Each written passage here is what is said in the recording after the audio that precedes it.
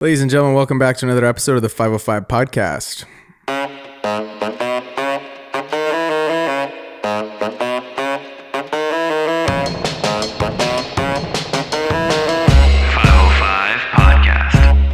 Just the three rocks today. Nice. Feels just three good. rocks. Feels really good. We're back. We're all We're back. back. It feels like it's been a second. But then we're all going to Yeah. be gone in like a week. Right, yeah. And then it's just going to get... Holidays, man. We got a lot of stuff to get you guys through. And just a quick shout out to everyone that's been sending us messages. Shout out love to it. you guys because Shout it's out to been y'all. awesome. It really we've been helps us getting a keep lot. this momentum going. Yeah. Gotta keep the momentum through the holidays, which is difficult. Yes. It's tough. You know? Very difficult. Families and stuff. I'm going to be gone for 14 days in December. We're going on a road trip. Going on the road trip. I'm going to a bunch of different places. Where are you going? Like All over the U.S. He's dropping off the presents at the kids' houses. I'm Santa. Oh, shit. if you're listening, watch your mouth on this show. if you're listening with the kids in the back of the car, I apologize for Braden ruining everything. Braden's going to be gone during December 25th. Right. I wonder why. Right. Yeah. I never see him on Christmas, dude. Your beard's getting a little white there. What's going on, bro? Don't tell He's anybody. starting to grow it out. You both are. Kostas grew out his beard. It's been Dude, great. So Just in case you trip before Christmas, Yeah. Kostas can like sub Yeah, in. exactly. If you would have had that on the Netflix show, it would have just skyrocketed. You guys. Sales and everything. If you haven't gone on Netflix and watched Buying Beverly Hills, minute 22, episode 1, do yourself a favor. Is that how pause. fast it is? That's how fast you come in? Huh? I need to put it on. I need to watch No, it. it's the whole pretty thing. quick. The fact Yeah. that you haven't seen it, Yeah. I've seen it. I've seen it from people sending me videos of it. I've never gotten seen more the actual messages show. from people being like, I saw you on the show. And then like, the Netflix effect's real. Like Oh, yeah. my friend Alex sent me a screenshot of her aunt, who I've never met, being like, "Hey, isn't this your friend Kostas That's on Netflix?" crazy. And I was like, "Wow." Kostas Yeah, was on a so- plane, and the girl next to him was watching the Yes. show, and he didn't even say anything. I would have for sure said Oh. something. It's 'cause I would have tapped him. I I'd would- be like, oh, dude, that guy sucks. I was- I'd be like, Yeah, it's yeah, me, yeah. it's me. I was so sick, and I was like, "Really?" My nose is like leaking. I'm like, "This chick wants nothing to do with me." And I just Was thought she it cute? No, it's like this. You should have elderly said. You woman. should have said to her, "It's better in real life." But yeah, was on Netflix. Decided to grow out the beard a little bit, and that's what we're doing. That's why, he's like, how like actors in between roles, they like grow out the beard. That's like he's just waiting for his next reality Pulling a show. McConaughey. Yeah, dude, No it big looks deal. good, man. Fuck yeah. You've been working. You've been Yeah, been doing good working. stuff. You've been I, making all kinds. You posted a really cool video Thanks, the other guys. day. We really liked it. that's one I really wanted to be good, and I'm really happy that it turned out pretty good. Which one? The Genesis one with Yes. the girl. Your director's cut was fire. Pretty, Yes, very thank God. pretty Dude, color. you know I love that fucking song. Remember on. we heard it at Yeah. Odessa and we were all like, what the fuck is this Yeah, song? and you used our child on it. Yeah, we Yep. did, which is pretty crazy that Rock. that child can shoot that stuff. Canon C70. There was at like the end, I was like, there's if you push the color so far, I that's know. what the colorist was telling me. He's like, what'd you shoot this on? I was like, why? He's like trying to push the color like a little bit, and it's like kind of falling apart. But I mean, how often you really push it that hard? exactly. Yeah, bang for your buck. The color Yeah. looked great. Yeah, though. yeah. But on let's see, what was it? Like fucking dude, like Friday. So this company I used to like edit for when I was interning in Minneapolis, and then they like got bought by this Indian conglomerate, and then that Indian conglomerate got bought by like a bigger Indian conglomerate, and they were announcing this video, and they hit me up like Friday evening, and they were like, "Hey, we need a video that we don't have any footage for. We have like a script that you have to like find footage and edit it, and that's gonna play in Times Square on Monday." Or I think Tuesday. It's gonna play like tomorrow. No way. Yeah, Tomorrow. but I'm like, that's sick. But I wish I had more time. You know what I mean? I was like, so I would tonight's love. gonna be a late one. No, I already finished it. Oh, you're done. Because I had to submit it on Sunday night. So I was like with my fans. So it kind of sucks. I was like kind of editing the whole time because I wanted it to be good. Because I'm like, if it's gonna, it's Yeah. not like the big one. It's NASDAQ. It's not like the giant like 6 thing. But it's still kind of cool. I pretty mean, it's not cool. a small screen. Anything in Times Times Square. Square is is sick. It's like it's pretty. It's like one of the tall ones, but it's Yeah. not like at the multi-screen. But then this is the crazier part is like, and then the other video we need you to make, it's all motion graphics, but it's gonna play on the Burj Khalifa, which is the tallest building in the fucking world in Dubai, and the no whole thing way. is a screen for some reason. And so yeah, I'm like super nervous about that one. I sent them the file, and I'm like, if this fucks up, I'm gonna be so upset. That's a big I deal. had to like buy this weird codec, and I had to export it. I couldn't even see it after I exported it, like in the weird codec. Just But praying. apparently they can. But it looks, it's like a decent in the. It's like I wish I had more time, dude. Are they gonna send you videos of like what it looks like? I was like, I'm not gonna. I literally said in the beginning, I'm not gonna do this unless you like send me a photo of what Yeah, it looks That's like. what I'm But talking sick. about. I'm pretty pumped about it. But That's I'm awesome. super nervous it's gonna fail. Nah, dude, you'll be good. I'm sure the Times Square one's gonna work because it's just like a video. The other one, I had to use like weird After Effects plugins. I had to download this other stuff, and it's like you can see it like what it'll look like on the building. It's like warped, and dude, I had to go so nerdy on it. Dude, so you're just having your work posted all over the place. I mean, it's just That's kind of a big deal. It's fun to not have it. Every like 99% of the stuff I do ends up on social. Yeah. And that's cool, but it's fun to like have just one thing not end up on social. I know what you're talking You know what about, I mean? dude. They have what go. It's just funny that it's still vertical. Dude, it's Social or it's not, dude, like- it's vertical as fuck. Yeah, it's just like 1080 by like No, it is, dude. 4097. And it does like this kind of. So it was so hard to edit it, dude, in After Effects. Oh my god, that's why it all had to be motion graphics, you know. So it's like Interesting. logos, Just and like walking up and, this little tall building. That's Yeah. funny. That's awesome. But it's pretty funny. They love, like in the other video, they just love the Sam Kohler transitions, dude. It hits so hard for them. Hell yeah. I don't think Sam Kohler's gotten to India yet, so they just think I'm like the god over there. I love that. It's like, what is that Zoom thing you're doing? Did you, is it just visual or any sound? There is sound for, I think they are going to post it on social at some point. Gotcha. So there is sound for that. So we got like, I found like a VO guy and found like a song on Been doing Pod some 5. good sound effects. Yeah. Oh Nice. yeah. It was Sound on design? Yeah. Nice. Yeah. I hear someone else doing some Oh, sound. we've been doing lots of sound. You been over trapping here. on some sounds I've or been what? in the Dude. locked in the dungeon working on sounds. You've been doing it like night and everything. Oh right? yeah, Nights, weekends, oh, yeah. holidays. Every day we're working on sounds. Braden calls me and Chloe and Jack in the room, and he's like, and Sharif, who he's doing it with, and he goes, "Okay, just need you guys to like cheer," and we're like all in Braden's room, just like, "Woo!" Yeah, Funny, just dude. clapping and shit. Because you need that. Yeah, dude. Yeah, it's insane. So to make a sound effect pack is probably one of the hardest things, and it's also not. You don't just get your camera and you go outside and you do. It is a whole Planning. process. How'd you come up with this idea? This idea? Okay, so I was making my videos for the practice of the Lakers, right? Mm-hmm. And when you're filming the practice for the Lakers, lots of times they're 99.98% of the time they're playing music. So this becomes a huge problem because then I go to make the video and it's silent, just the song, and I'm like, dude, there needs to be squeaks here. Yeah, and every sound effect pack that I've found, I'm assuming it's the problem with you guys. I've paid so much money for sound effect packs. Oh, yeah, all the time. I've bought thousands of dollars of sound effect packs. Usually there's only like 5 that I like. Like of the Of the whole sound Yeah, effect, but there's there's like 400 sounds and there's 5 good ones, and I'm like, how are we all messing this up? Totally. I think that's with any asset pack Yeah, that you there's buy, always, whether for it's sure. like There's always like 2 good ones. Two Yeah. good ones, Yeah. you know. So I was like, what if there was 100 good ones, Yeah, nice, and that you could actually use? nice. So we've been working on this for months, and hopefully by Christmas, if we're really lucky, Oh, we'll Christmas sale, dude? Christmas sale, Give come Give on. him for your nephew, for your dude? nephew, for your That's cousin. sick, dude. Dude, Yeah. Braden's just like the ultimate entrepreneur. yeah. It really is. It'll be Respect fun. it, dude. I'm really excited. And then, dude, speaking of entrepreneur, we got something for you guys today that is going to make you bread because we want you guys to get paid. Yeah. We want the people to get paid, and Right. we want the whole creative community to understand what it takes to, Right. create something where you're making consistent money. Because you were thinking about getting paid when you were in Wisconsin the first time when you were at college, and then you just got to go back. And you just got paid. Look at that, like dude! that? Full circle. Yeah, I went back to Wisco. I went to school in Wisconsin. Whoop, whoop. Shout and out. thanks. Wisconsin. Yeah.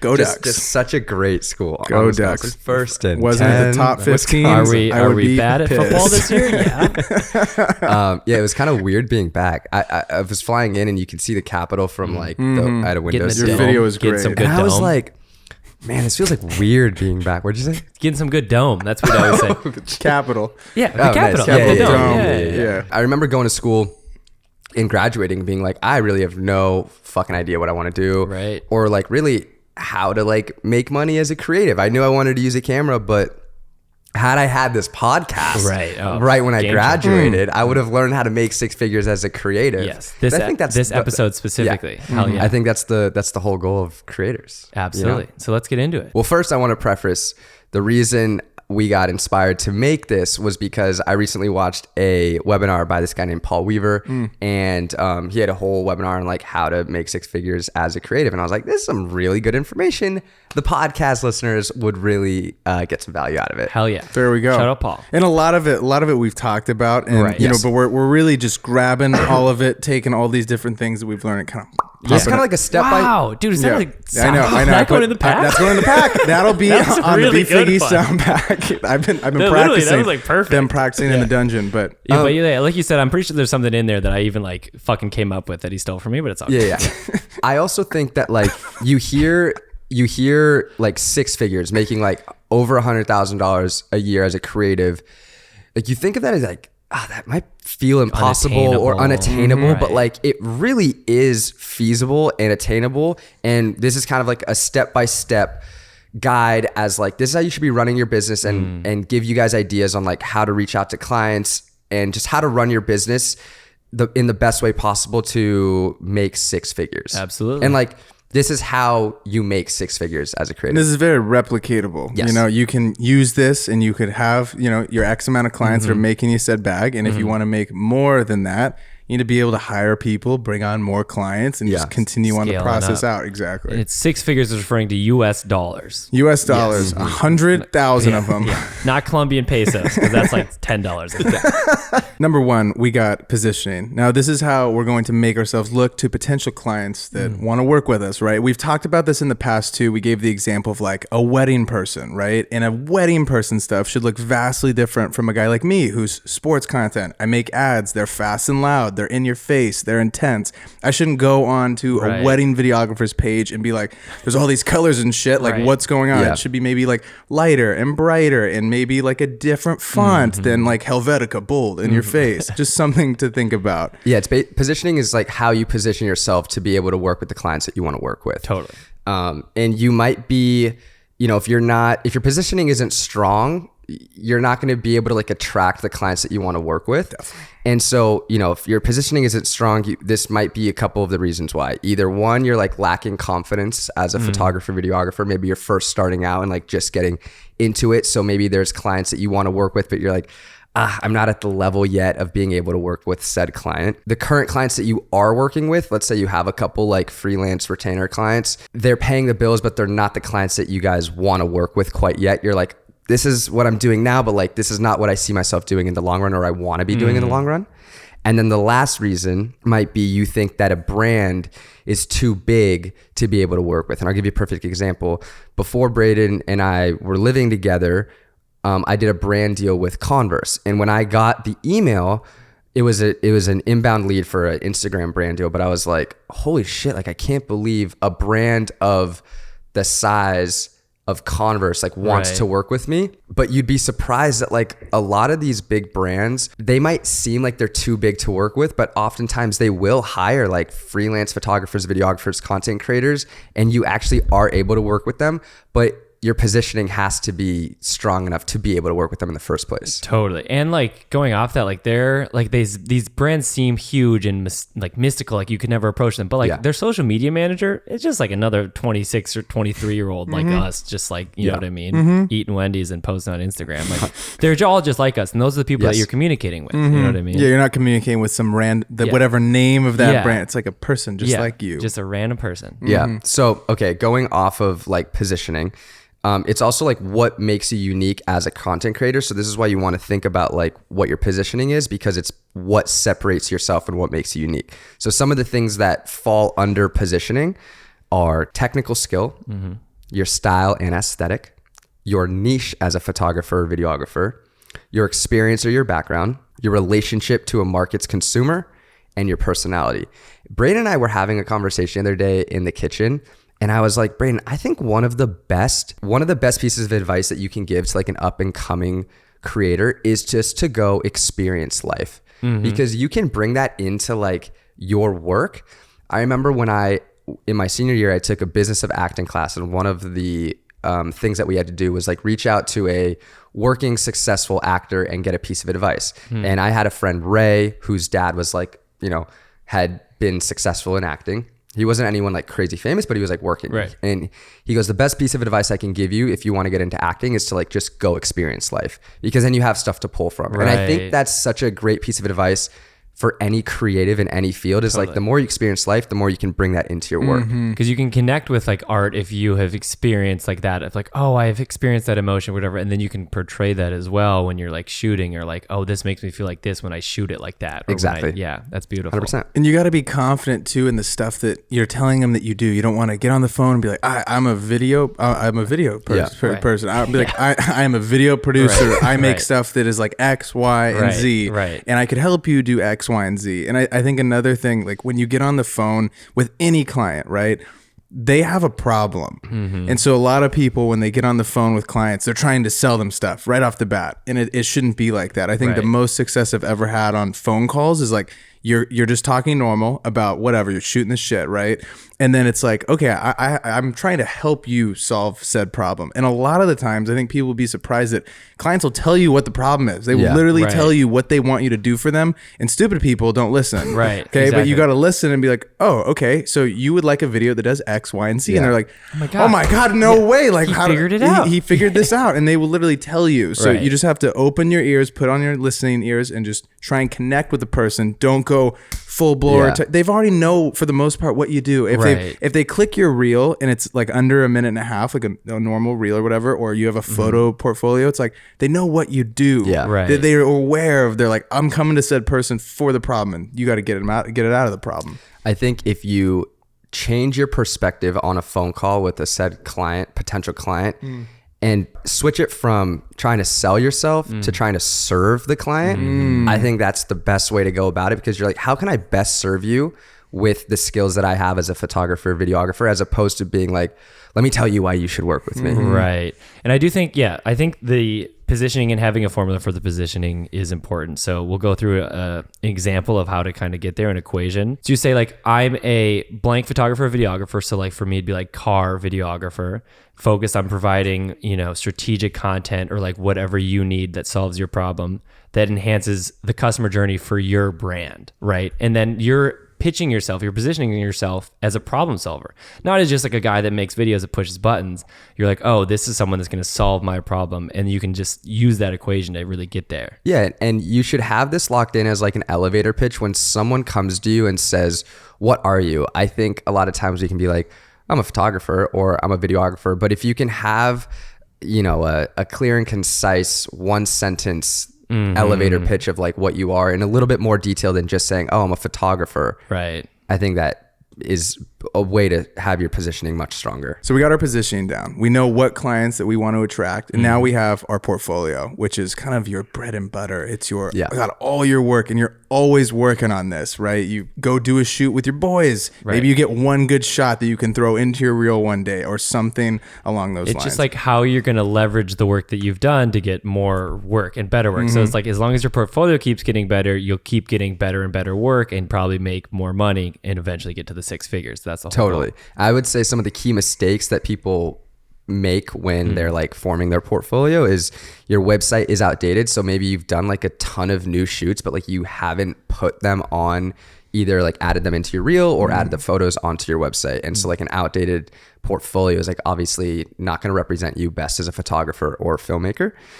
Your portfolio is like hard to navigate. Maybe you have like, it's a little bit confusing on your website, or you have like too much stuff going on. Sure. Make it easy. Make it super easy for them to find. Like on mine, for example, you pop onto the page, you're hit with what I'm about and the reel. It's like right away. Watch the damn thing. Right. Check it out. This is what we do. And if you don't like it, okay, bye. Right. Like, You want people to know like what you're about as soon as they come to your website. people have the attention span of a squirrel. Like make it very, and also the people that you're sending these to are going to be very important, busy people. Like assume that. Right. And they don't want to be like, where's his work? Where's her Right. work? Just like, bam, hit him with it. And then I would say like the last mistake, and probably like the biggest mistake, is there's like a disconnect between the content that you have in your portfolio and the kind of work that you want to be doing. So like if you have a bunch of real estate content in your portfolio, but you want to be shooting cars, like there's a disconnect there.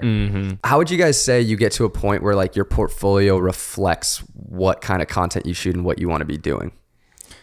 I mean, it's hard because if you're not getting paid to do the stuff that you want to be doing, you kind of have to find time to do, like a spec shoot where you go out with your buddies and shoot exactly what you want to be doing. Yeah. Or like I kind of touched on this, but like say the client actually does pay you to do something that you want to be doing, but their direction is like not how you would have liked to do it. The song's fucked up, the writing's fucked up. You can make like a director's cut and then post that. Like I just did that, and I put the director's cut on my website, not the actual spot, just because I don't feel like it actually reflects my style or taste or etc.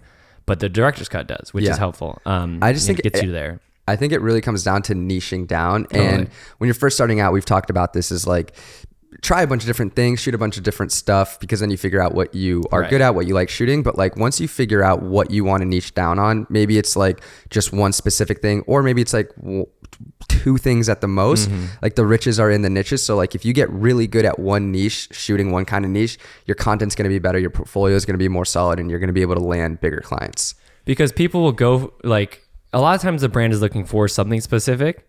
They're like, we need more shots. I'll just use myself as an example again, like of cars, right? We need more shots of cars. We're a car brand. They're not just gonna like go find like a guy that does everything. They're gonna try to find the guy that does car stuff, right?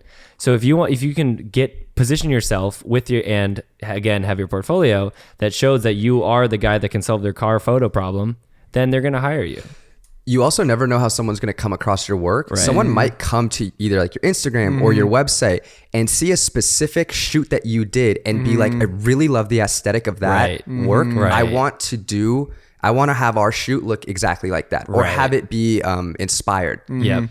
It's all got to be cohesive though. Cause if you know, if they pop on, we literally had this happen the other day. Somebody that we were going to like hire for something sent us their Instagram, and I was like, dude, where's the stuff? Like, how am I supposed to send this Instagram to somebody that you shoot concerts? You don't have anything on you have a selfie of you. A selfie of you. Like, what is going on, dude? Like, we have to send this to somebody. So you want it to all, it's insane. I couldn't believe it. You want it to all be. This guy reached out to me. My buddy Sam, he shoots for Machine Gun Kelly. And he's like, yo, we have a like huge like party on a yacht. It's in Miami. Like, are you available to me? And I was like, I'm not available. I'm also not going out to Miami just for a day to shoot that. But I know the guy who shoots at like Live and Story, like the biggest nightclubs. Right. So I hit him up and I was like, yo man, like, can you send me your work or your website? And he like didn't have a website, and his Instagram, I went to his Instagram. It was like literally just a selfie. It was one photo. It was a selfie. And I was like, how I was like, I can't send this work. Yeah. I don't know. And didn't have a portfolio or anything? No portfolio. And so then he doesn't get to party? Just word of mouth, baby. And then he was like, he was like, I can send you like some photos. Like I can text you. And I was like, nah, I just like not how that works. So then I was like, nah, this guy's busy. Like he can't. Yeah, dude, and that sucks because if this guy had positioned himself and made a portfolio, he could have partied on a yacht and got paid to do it. Yeah. So that's your reward, dude. No, right there. You want to make it an experience for them. We've talked about this a ton in other pods, but like from the first phone call that they have with you, like you want this whole thing to be, think about when you have a great Uber driver. Guy doesn't talk to you. Oh, it's you great. get in the ride. He even has mints. He's got some gum. You just feel safe. No, he's not driving like super fast. He's driving a little fast. He's trying to get you there, you know? And then you get out and he's like, peace. You're like, 5 stars, dude, every single time. That's what you want to give to your client that is you're doing anything, photo, video, design, whatever. Show them an experience. Have a good phone call. You got a follow-up email. You show them what you're capable of doing. Show them all those good things that you do, and you walk them through a process. They're going to pay you for the process. That's what clients pay for. Right. The whole thing. Another way that you can show your process is through BTS content. And so like not only just having your portfolio on point, but if you go as far as like, let's say you do a shoot, you can hire an assistant or have a friend or whatever it may be, even just like setting up a tripod with phone content, but getting like photos and videos of you on set, you can post them on social media, either on like stories or use it as like the shot before the shot. Exactly. Yeah. And just like having photos of you on set, it gives a inside look as like what it's like to work with you. And it shows like the whole process to the client of like, okay, this guy looks like fun to work with on set. And then I see like the BTS content, but then I can also see what the actual shoot turned out. And like the whole experience is just elevated. And that's so important because I mean, for me at least, I like rely on just like being nice to work with. So like people that when they hire me once, they're like, you know what, that guy was like fun, nice to work with. And he's a good dude. So let's hire him again, right? But you only get to hire again with that. You don't get the first, they don't know right away that you're a good dude and fun unless you have BTS of you being a good, cool dude on set. That's actually a really good idea. I'm going to write that down. Come on. You got positioning. We got the portfolio. Chase needs just some more you know, we want to do a full photo shoot. We want to do just like smiling with your camera or like your Ronin. Like, get you all. It'd be speech bubbles like, yeah, I don't mind doing another revision. Sure. Yeah, 6 p.m. Whatever. I'm still on the clock. 8 p.m. Put me in. And that's what separates you. That's your strong positioning. There Like, it is. I work at all hours. That's So funny. you got positioning, Yep, we got got it. portfolio, then we got. wait. What? I do want to. I found out about this website called Behance. Oh yeah, it's pretty cool. And it's a really dope website. I had never heard of it, but it's a place you can go and you can see people's portfolios, see like how they did a shoot, and you can get inspired. And they have like all sorts of different photos or videos on there. So like if you're trying to get inspired to do different shoots or like see how other creatives have their portfolios, you can go on behance.com. Also, a lot of photographers Inspo. and DPs have their websites and their YouTube channels a lot of the time. So good to know. go check those out. So good to know. you got your positioning, Yep, you 1P, got your portfolio. second P. The last one, Third P. pitching. So we're gonna pitch these people, but you don't want to. Again, we don't want to think about the pitch as this huge like mountain that I'm gonna have to sell this person. Right. Just a convo. You're just having a convo because we need to extract their problems. We need to find out what their problems are. We need to figure out if we can solve them. Yeah. And if you can't solve them, that's okay. That's gonna happen. Not every phone call that you get on, you're going to be able to sell them your services. I think a big misconception that I had, especially when I was starting out, I would get someone on the phone. They'd be like, "Oh, we need motion graphics. We need this," and I'm sitting there. I'm like, "Yeah, absolutely." And at the Right. beginning, when I didn't have anyone that I knew that did motion graphics, I'm taking on these freaking clients, and I'm Yeah. like, "Oh my god, I'm trying to go on Fiverr and find some guy if he can help me do motion graphics." It's this whole shit show. So like, don't be afraid to say, "I don't actually do that. That's awesome, but I do have another Right. friend that does that." And you call up your buddy, huge. and now you got a buddy a job, and next time he or she gets a job, he's gonna throw it your way. Right. Also, I oftentimes feel like when you're trying to pitch a client, either you're trying to convince them why you're the right client for them, as opposed to being like, let me see if you're the right client that I want to work with. Right. You're like dating them, dude. Yeah. Yeah, You- totally. You never know. I'm telling you guys, until you've had a client hit you up for version 97 at 8 p.m. at night and it's a Sunday, and you're gonna be like, "Damn, I never want to work with this," and that becomes an ex client, Right. And you don't ever want to work with those people. It's like, Don't get back together Don't with get the back together ex-client. with that ex client because it happens, dude. It really does happen more than you'd expect, and you'll do stuff for like, "Oh, this is gonna be $500," and they Yeah. abuse you for $500. Right. We've been Right. there. We've been there. When you get to the point where you're like, I think I lost You're money like, on I this for deal. sure lost money on just this job. eating out. The last thing I want to say about this, kind of going about how you were saying, you don't want to like go over like this. You know, it's not a big mountain, right? This is a small thing, but like, I actually think it's important. I hate talking on the phone, dude. I get fucking anxious. And a lot of this shit is done literally over the phone. I'm a little bit over Zoom, but I get real anxious over the phone. Find things that literally make you feel more comfortable when you're talking on the phone. Cause like go on a walk and maybe you're just like doing something that feels a little more natural, and then you're going to come across more. I literally get like anxious as fuck before. I don't like talking on the phone. I hate it, but you got to do it. You gotta. So true. So you go on a walk, or maybe you like put your feet up, get in a comfy position, like literally Put on just some sweats. do something to make you feel like you got a little something on them, and then you have a little more confidence. If you're anxious like me on the phone, you'll understand. I don't know if you guys are like this. Whenever I'm on a call, like with a client or whatever, No I pants. do 17 million laps unbelievable. from my room to the kitchen to the I just living room pace, and dude. back. Just pace like a motherfucker. Go in my like closet, through the bathroom, just do the whole house. Yeah. 17 million times. You got it, dude. Pacing really helps. I feel like Yeah. walking really makes you feel more comfortable, but that is important. It's gonna make you pitch better because you're gonna be less anxious about Yeah. it. And I think too, a lot of people don't have this. A capabilities deck is what every big Yeah. big agency uses. Okay, so go and literally make a little. It doesn't have to be big, like 10 slides max, and just have it say, "Hey, this is who we are. This is what we do. These are a few things we're really good at. This is what we don't do." So then they don't have them be like, "Oh, are you guys the color house?" Like, Right. no, that's not our thing. We cut the damn video and we execute the video. Right. We're gonna send this to a color house or We whatever. don't color. And Exactly. Going off of that, I think that's really important. You have to know like how you're going to pitch yourself. So either like, okay, I'm an individual and Yeah. you're working with me, or it's like you're positioning yourself as like a production company and like you get a full team. Yeah. Also, a few mistakes that people make when pitching, I would say, is like you're reaching out in the wrong ways. 1, 2, you're throwing out your pricing like before you even get on a call. So like either in like an initial outreach email or like it's the first thing you say on the call, I think is like not a great thing to do. And then not dedicating time on research when you're on a call with a new client and pitching, because you want to try to figure out as much as you can about said client before you get on a call with them. Yeah, one of the rocks in the coaching I didn't even have to answer this question because the rocks are trained very well in the coaching program. So someone commented and was like, "Yo, I want to get on the phone with somebody and they told me that they didn't have their budget."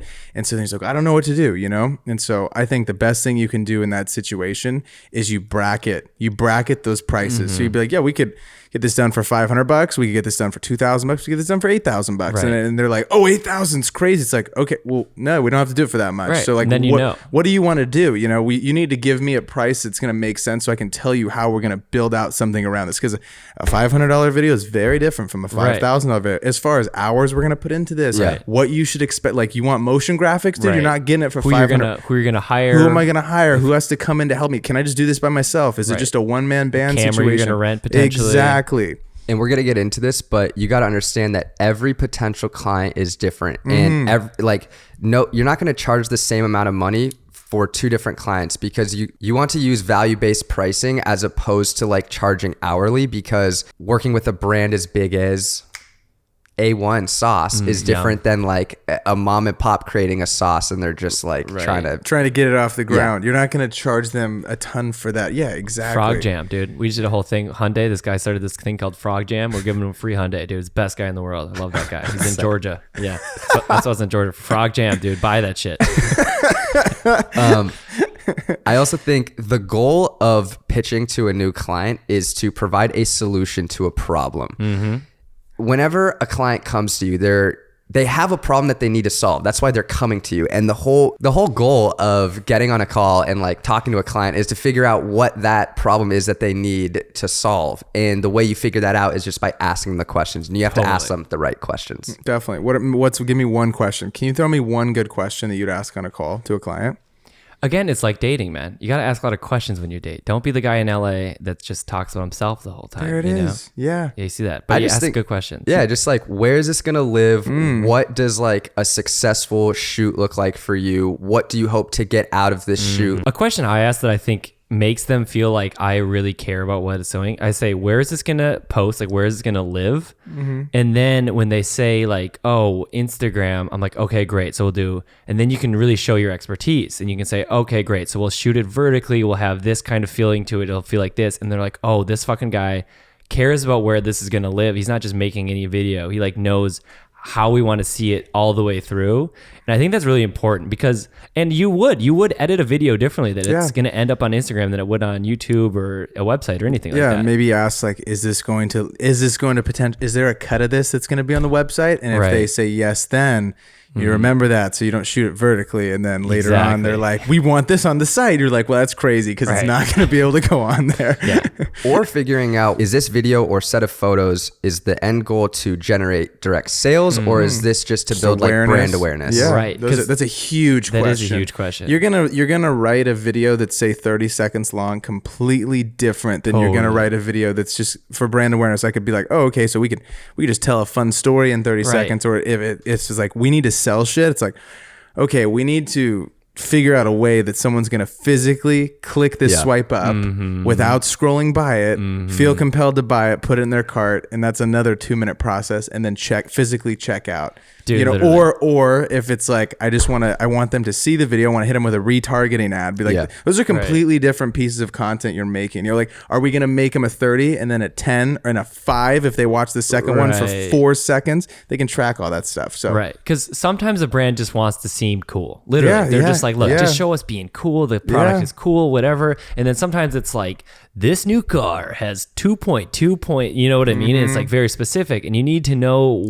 you're going to shoot it differently. Who's the target audience of this? Think about important. that, right? So you were just saying cars that made me hit, right? So like, say I'm not a car guy. I don't care the horsepower. I don't care about this, but leather seats and like seat warmers and new People stereo. Seem to think you're cool if you get They out think of you're it. cool. Yeah, you look really sexy in this car. I'm like, oh, okay, that's completely different than the guy that's car guy. What the ad should look like. Yeah, you know. Now, also, when you get reached out to by a potential client, there's 2 different kinds of leads. One that like hits your inbox, and then there's a way that you're outreaching and trying to get a new client by pitching your work. And we're gonna get into like details of like how to best do that. But let's say you get a incoming lead, you're going to want to start by getting them on a call. And you also want to tell them how you work as a photographer. What is it like to work with you? Like, what is your process like?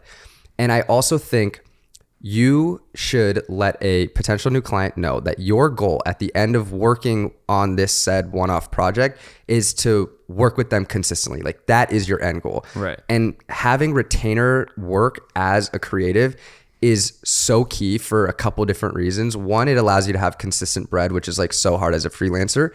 But two, if you have that consistent bread that you know you can rely on, let's say you have like 6 months or $6,000 of like retainer clients coming in on a monthly basis, or 5,000, whatever it may be, you're like, okay, I have enough to cover my expenses. Now, if like another incoming lead comes in, you can really be selective of who you work with. And it allows you then to take on like less work as a creative and kind of like make more money, because if you're more selective with who you work with and you don't have to take on something where you're like, I need this money, I need to take on this work, you're allowed to then charge more for like work that you maybe don't need to do, but like want to do. Whether it's like a retainer or even a one-off, it's really important to kind of nurture the relationship after the shoot, but also like, or not even the shoot, but like the job or during it as well. So like, you almost want to seem like you're not just like this guy they hired that like they've never met before and it's weird, but like rather, especially with Zoom, like everyone's just on Zoom anyways, like you're just a part of their team now. Like fucking literally learn their names and be like, oh, that's a great point, Miguel. Like you're always saying like that smart shit and you know what I mean? And like really try to act like you're a part of the team and not just like a little hired hand that like just comes and goes. Yeah. And then when you do that, especially if you do that on a one-off that wasn't going to be a retainer, a lot of the time then you can get a lot more work doing that and you can actually eventually get the retainer. Yeah, and I think you've done a good job at that. Like on the stuff that you post on social, like last year we did something really cool with Converse, and you've done an awesome job at showcasing that fun process with that you work with these brands. You post it on your story, like the behind the scenes, and it's like you turn them into a longer term client. Thanks, dude. I definitely think moving into 2023, I probably will be, I want to pivot a little bit. I would love to. Into what? Just like work with more brands and almost like change my personal brand a little bit. A lot of what I do right now is the concert stuff, which I really do enjoy and I still want to do, but like I'd love to get a lot more into like the travel space. Like going to Bali really inspired me, being like, yeah, it's the best. I mean, I travel damn near every weekend, but traveling for pleasure or like create is way different than like for work. Right. But if I was to, let's say in 2023, pitch to a brand and be like, hey, I want to get more into travel photo video, like what I would do is I would think about what brands fall under the category of travel. So let's say a suitcase company, or like I use douchebags as my like my backpack for my camera bag. I could hit them up and say, or because I already have the bag, either go out of your way to like buy the bag, right? Or if you already have it, I'd be like, okay, I can use it and I can make a piece for them. I'd take a trip. Doesn't have to be far. I don't even have to leave the state. We could go to Joshua Tree or whatever. Yeah. Okay. Great place. So 2-hour drive, you get an Airbnb, you get a buddy to help you shoot content. Then I'm going to create like 20 to 30 pieces of content, or 20 to 30 photos for them of like wide angle, medium, tight, detail shots of the stuff. Maybe make some Instagram reels. I could make a 30-second edit. I create a bunch of content around them. I send it to them and say, hey, I love your bags. I want to work with you on a consistent basis. Here's some content. And then you pitch it to them where like you've already created the content that they can, one, use and repurpose for their own social media, but two, they see what you're able to create. And if they like that, then you're like, okay, I love this. Let's work on a more consistent basis. Right. It's like show, not tell. You know, it's like, look, I've proven that I'm good at this and I'll be awesome at this for you, because you can literally see the literal bag that you have that I already took photos of, instead of just saying like, I bet I can make a sick thing for you. It's no pressure. It's no risk for them. Right. They're like, okay, we already see it. We get it. We get what you're capable of doing. Why wouldn't you? I also think that a lot of brands, they want to know how much they're spending on a monthly or yearly basis. So like if they have you on retainer, they know how much they're going to be spending on a monthly or yearly basis. And like that is business shit that companies need to know is like, how much am I spending this month or this year on marketing? And if they have a content creator that they hire, be like, okay, we're getting like our said marketing pieces of content from Braden or Chase, and we're giving them $4,000 a month. Like, we know our marketing budget for content creation is handled, and we know how much we're spending. So that's why like pitching for retainers is like, brands love that and are more willing to like put you on retainer. And we love that. Exactly. Consistent bread is the name of the game. Yeah. Because I mean, you can also too, when you have consistent bread, you can charge more, right? Because your needs are met. You're like, my rent's covered, my car payment's covered, my health, whatever, right? So it's like, okay, if you have another client come to you, your rate from $2,000 a day can raise to $4,000. Right. Because if they say no. Exactly. If they say no, it doesn't matter. And if they say yes, it's like, great, this is my new price now. Okay. And more bread. More bread. Now you're eating at Air One. Exactly. We can eat at Air One 4 times a week. And when you have those retainers, right, you're locked in with them. You can become more selective. You don't have to take the random brand that hits your DM box and you're like, oh my God, I need $500 this month. I have to do this shitty edit for Ryan's 3rd birthday. Like I gotta do it. A guy literally hit me up the other day for a fucking kindergartner video. And I was like, do you see my bio, dog? Not to be that guy. Right. For a kindergartner video? Yeah, because I thought it was a sick joke. I literally said, this is a sick joke. And he goes, what? Question mark? And I was like, block, dog. You don't even get to see my stuff anymore. Like, that what you're saying, insane. though, legit, it's important to know what your clients are. And, like, if you're going to get a retainer with them, it's important to know that, like, that they're good. And we have a process of vetting them that we'll walk you through. But, like, I have a quick fucking horror story. I fucking called you during it. Oh, yeah. It's just a quick hour-long shoot, right? They're like, you'll just come here, you'll shoot this little event, and you'll go home. And I'm like, that sounds great. Too good to be true. They kept talking, too good to be true, exactly. They kept talking to me about like microphones. I'm like, yeah, I have microphones to record. And I kept saying to record because because I know it's an event, and I know you keep asking me about microphones, making me real nervous. I show up, and they're like, where's the PA equipment? And I'm like, what? And they're like, yeah, you just have like a backpack. Like, where's like the speakers, the microphones, like all that stuff for like the event? And I'm like, what are you talking about? I'm like, I am the video guy. I don't do the PA system. But they're like, yeah, you need to go to Hollywood. And I went to this, I was like, whatever, I'm already fucking here. So I drive like 15 minutes more east, which I don't like going east. Yeah. And so I go into this closet basically. And this old guy, grumpy, like hands me the equipment. He's like, hey, I heard you're picking this up. And I'm like, can you tell me how to use it? And he's like, basically told me like, fuck off. Because he's like, you should know how to use your own equipment. I'm like, yeah, but I don't fucking do this, dude. So then I go back there, and it's like an hour before this guy was with the event? No, it's just like a random sound audio rental place. Oh, so you went and rented stuff. The company had rented it, and they thought I was going to pick it up and like use it. And I'm like, you think that'd be good information to tell the guy? Exactly. So then I have an hour before the shoot. Remember, I'm the video. I came there to shoot videos. Yeah. I'm just like plugging it. Luckily, it was like XLRs and shit. And I'm like, if we didn't have this podcast, I'd been fucked, dude. So I'm just like plugging XLRs into speakers, into this big ass mixing board that like they fucking like you thought it was Josh Wazan with this fucking mixing board, dude. And fucking it's not loud luxury. I plugged in everything. They had wireless microphones, and I eventually like testing it, figuring out. I finally got 15 minutes before the actual like event was supposed to happen. Dude, I finally fucking figured it out. Was the audio great? No. It was a lot of like, that's awesome. Like the whole time. But think about these clients, and like, I'm not gonna fucking work for them again, dude. No, never and again. It's really important to think about, if you're gonna get on a retainer, what kind of clients you want to do that with. And so you need to think about some stuff like, do they like value the content? Do they actually care about what you're making? And like, do they actually care about like cool stuff? Or do they just want you to fucking set up their audio system for them? Do you think that you should discount for a retainer?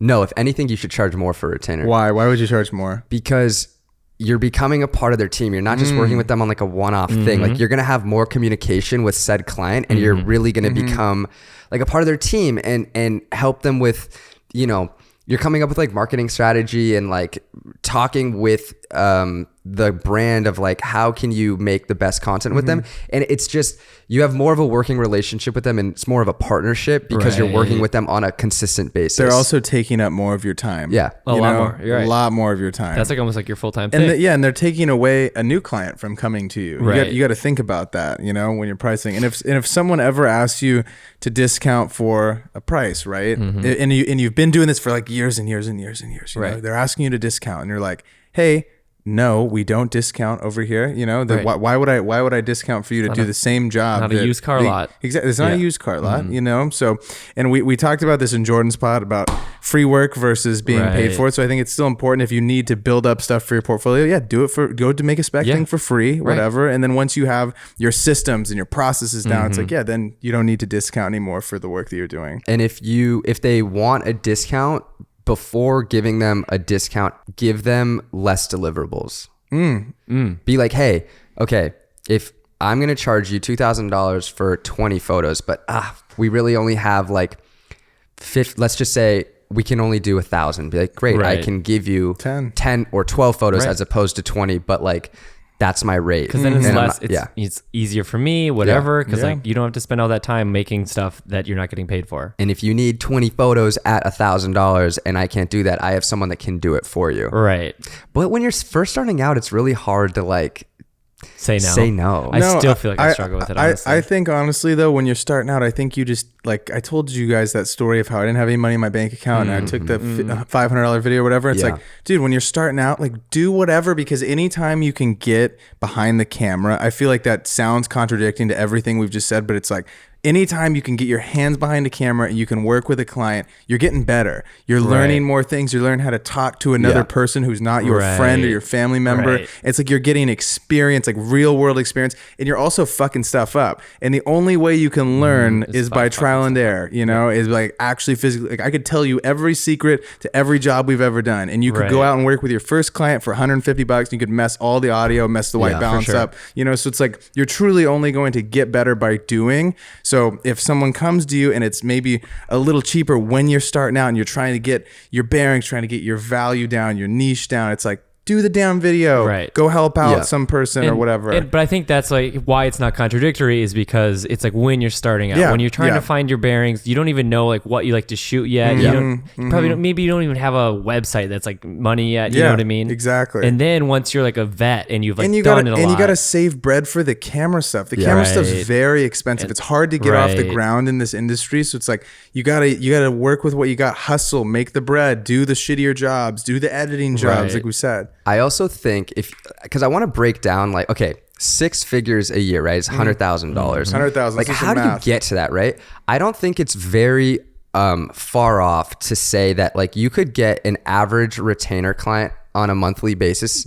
For let's say like one client you get like $2,000 or $3,000, right? I think that would be like fair. That's super fair, and it's $8,300 and 33. So you got to think like 6 figures a month. Yeah, so like just a little over $8,000 a month, right? Like you got to think about, okay, if you think about $100,000 as a whole, that's a lot of money. But then if you break it down, it's like, okay, I got to make $8,300 a month. That's still like kind of a lot of money. But then if you think about it as like, okay, I need to get 2 retainer clients for each $3,000 a month, and then one for $2,000 a month. Or you can say, hey, I have 2 clients for $3,000 a month, guaranteed, that's $6,000 a month. Now I just need to get one other, like one random bag, for $2,000 a month. But like the way you get to making 6 figures a year as a creative is like you have your retainer clients that let's say you're making like $60,000 to $80,000 a year from the retainer clients.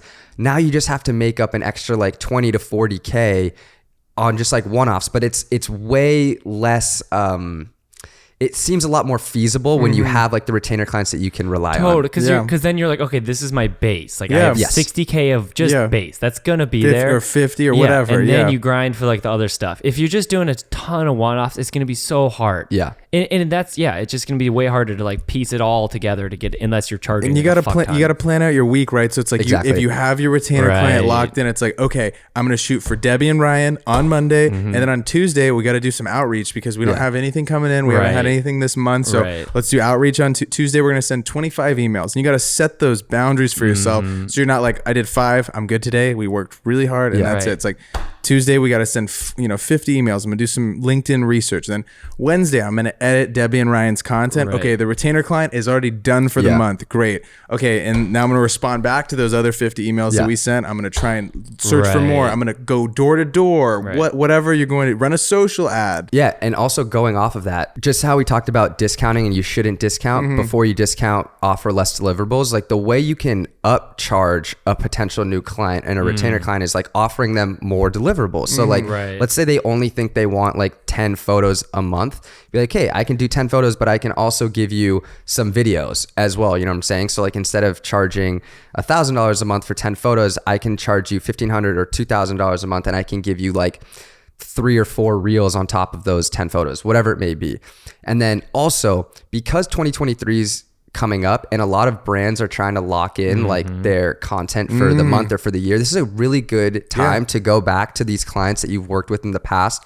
Let's say you worked with someone in the past, a beverage company. You could like shoot them an email and say, hey, 2023 is coming up. I'm working with some great clients. I'm looking to like bring on a few more like great clients. I really enjoyed this work that we did like 2 months ago. What do you think about like creating some content in the future for 2023? I'd love to like get a monthly thing going. Let me be your content partner. Yes. Not doing the whole, we were talking about that, how much better that sounds, saying, oh, like I'll be the content partner instead of like I'll be the photographer or videographer, because that just feels like you're literally just pushing buttons. Content partner is the person that like thinks it through and like cares about what you want to achieve, and like I feel like it also helps you price more probably, because then you're like literally a partner in their little goal. Going off that too, right now is when all the brands have like their marketing spend that they need to fucking spend before right now. It's November 15th. Dude, December, there's always bags to be made in December, because these companies have just like so much money. They're like, fuck, we haven't spent. What happens if you don't use it? It just goes away. You lose it. I don't know where it goes. It just disappears for some reason. Doesn't go to the fucking homeless. I don't know where the fuck it goes. It's fucked up. Anyways, I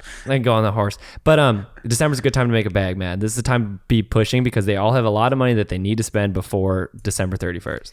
And you'd be surprised at what clients have bread versus not. Like you might think that a brand that you come across on Instagram or online, like maybe you think they're like this mom and pop shop or whatever, but like maybe they kind of have a bigger budget. Like you never know. Because you never know where they're allocating their resources. Exactly. Like some companies just like, fuck it. Like we're just going to spend so much money on marketing. It's going to be crazy, and just like not spend as much money on like some other stupid shit that a lot of other companies do.